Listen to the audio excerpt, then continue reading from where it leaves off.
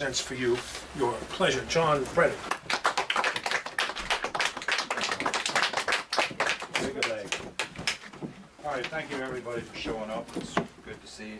I made a smiling face, and it's great to see you back in the saddle again, so to speak. And thank you, Marcus. Yes. And the North Sea Poetry, I believe, is the organisers of this. So, flagship of the thanks to them organizer. also for giving us this venue. And that's it. I just want to start off, you mentioned something, Rob mentioned something there about inspiring others, which is, I think, what we do, what we should do. And I always think of a favourite writer of mine, Brendan Behan. And Brendan was a great writer, raconteur, and a wonderful drunk. And he said once that the critic is like the eunuch in the harem. He's seen it done, he knows how it's done, but he just can't do it himself. So he becomes a critic. Yeah, think about it. So anyway, You can't do critique. this I wrote as a tribute to all writers, and I try to read it as often as I can first. It's a tribute to all writers and artists who from time to time experience bouts, myself included of course, of that nasty, malodorous SSE, as I call it, the shitty self-esteem, right? And so consider this as a pat on the back which will hopefully encourage us to keep on writing. And it's the storytellers. All writers, musicians and poets in particular have the uncanny ability to tap into the realm of spirit. It's a gift that enables us to transcend the mundane and experience the world as we see and feel it and know how it should be. We have the ability to turn what to most people are chaotic thoughts, feelings and emotions into meaningful and beautiful works of art. We're blessed with the grace that enables us to never stray far from our original nature, despite having to live and survive in the material world. We pass on what we have learned through our words, which are the manifestation of our collective knowledge. It's a shamanistic quality which we possess. All cultures revere their poets, none more so than my own, the Irish. We call them Shanachie, meaning the storytellers, the bards, the minstrels.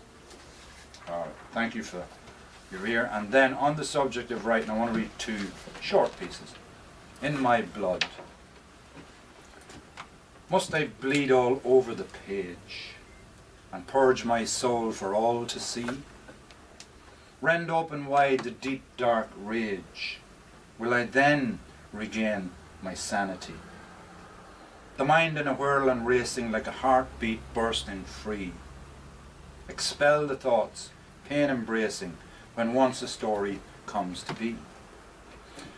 And can these words fulfill my need? Uncoil the depths of disparity? Or bind me fast on endless seas with roiling thoughts and fantasy? Blood must spill across the page, or else coagulation rules. If not expressed, this hidden rage will bind and smite us all as fools.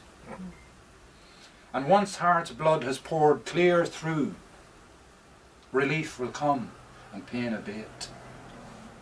Released from fear if what we do is tell the tale with honest faith. Very nice. Now, also on the subject of writing, this is written as a warning to us all, myself included, of the power of the written word, particularly. And I call this the poison pen. Watch out for the poison pen, whose words will flash through time and space, catch you when sleep sets in, stare at you right in your face. Perhaps a dream, could it be real? Did black magic assume the role? With the devil was there made a deal, now twixt and tween a deep black hole?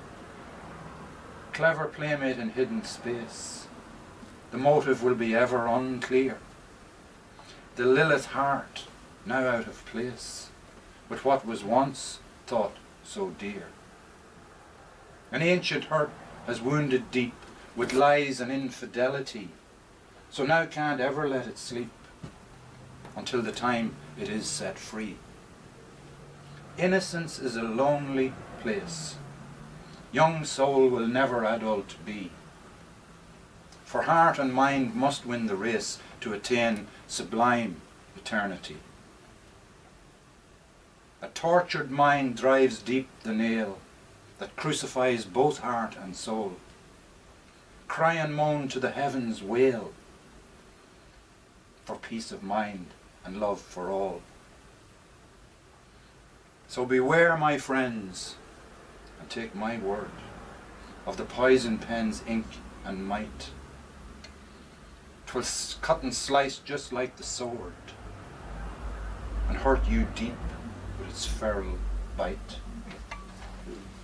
Just a little warning to us, we have a lot of power in that pen. All right, and then we'll just all right, anyway, I'll just go straight into this and make up your own mind. Frozen and cold. Full moon that night, first in a decade of dark. For years light never once shone. There was something tortured in my soul, some rancid stench that could not be masked by the cheap cologne of my charm. I was lost, somehow, had forgotten that I was alive.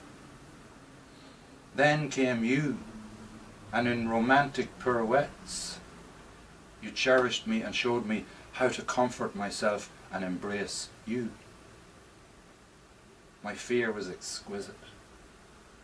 As sturdy as a shining beacon, you beamed your devotion at me. The touch of your love excruciating, like a hot brand that burns the pink flesh of a newly born. Frozen in cold for too long now, but no regrets. I let melancholy flow freely to the glen of sorrows. Winter's ice will melt and converge into the liquid spring of us. Thank you, that. And then I was thinking, you know, if you could go back, we've all had this thought, if I could just go back and change something. But would we? So this I call back when. Oh, to return to that time, place and space of yesterday's papers, when I was young, undaunted and sure of nothing. Could I have done it any different? And if I could, would I? Back when I was stronger than an oak, spellbound, when all that mattered was getting satisfaction and paying dearly for the free love and the freer lovers. Joe Cocker sang about too many lovers and not enough love. Thanks, Joe. Thanks for nothing. What did he know with his tortured soul flailing and stripped bare as the tree in winter? Back when I was jumping Jack Flash, strutting and swaggering, being me and Jagger as one, flipping the switch. No one was going to make a saint out of me, that was certain. Back when the girls dropped at my feet and worshipped, but I only wanted and needed one. Back when war was the ever-present companion. Back when the FBI and the CIA and the IRA and the BBC and the fingerprint files crowded and smothered the senses. Back when Bobby Sands starved to death in Long Kesh prison camp, his fingernails blackened. Skeletal remains, a stark reminder of 9 more to follow his lead. Willing political pawns.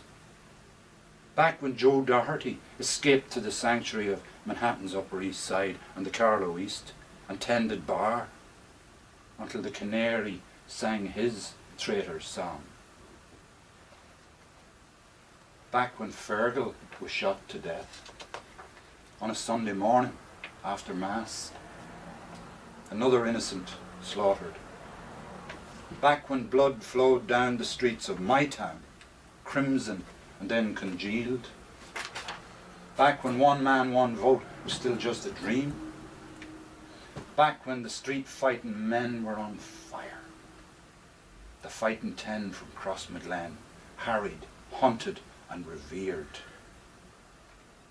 Pacifists turned reluctant universal soldiers for the cause.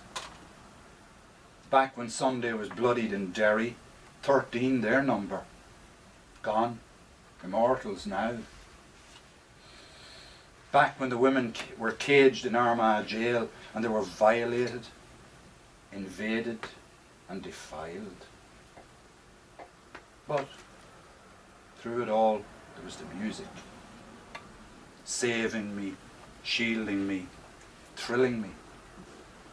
Back when I was the midnight rambler, seeking sympathy from the devil. Soul searching on the stairway, craving redemption. Back when Dylan was our prophet, the minstrel, piper at the gates, changing the times with his goading sneers, warning us. And Bob Marley, the seer, simplified it all,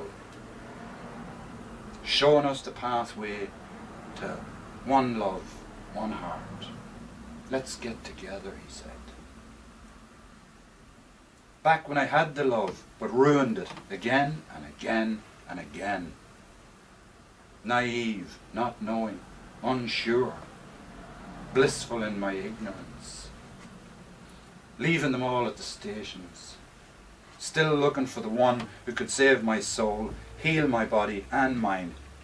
The other half, the alter ego.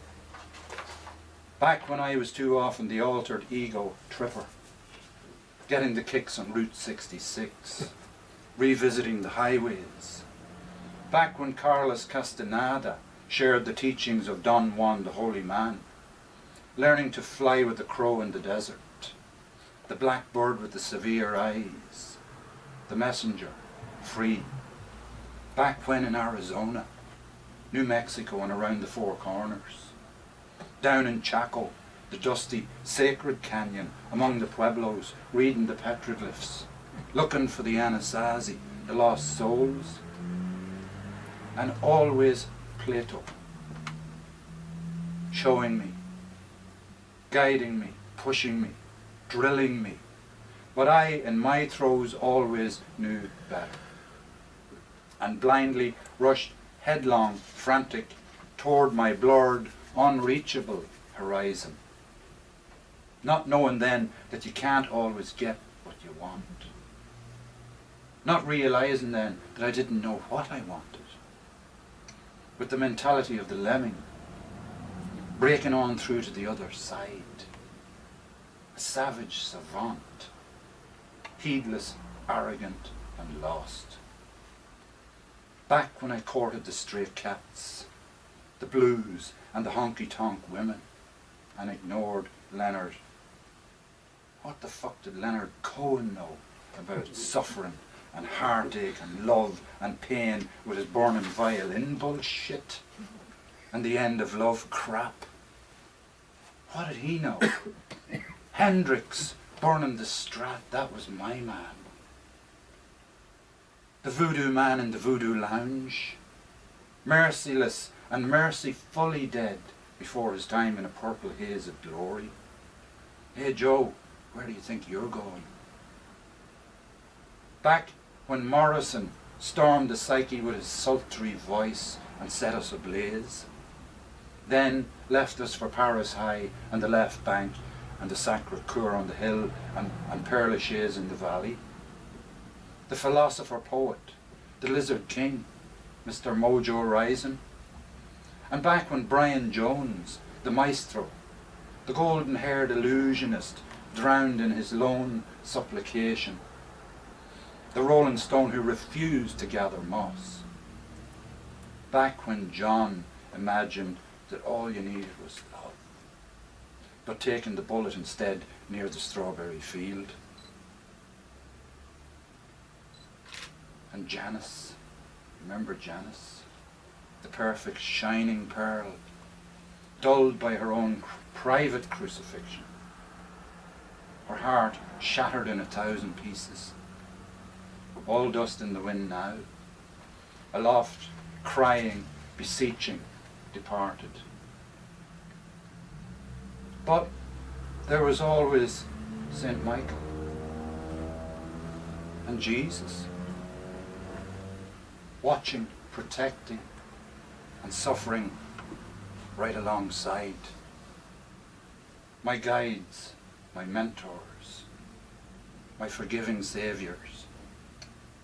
With me as I crossed unfamiliar oceans, wasted deserts and ancient valleys drowned in the dust of ages past. Ever seeking, finding myself back at the familiar crossroads. Puzzled, stupefied and bewildered, but safe. And I'm still standing here waiting. That's it.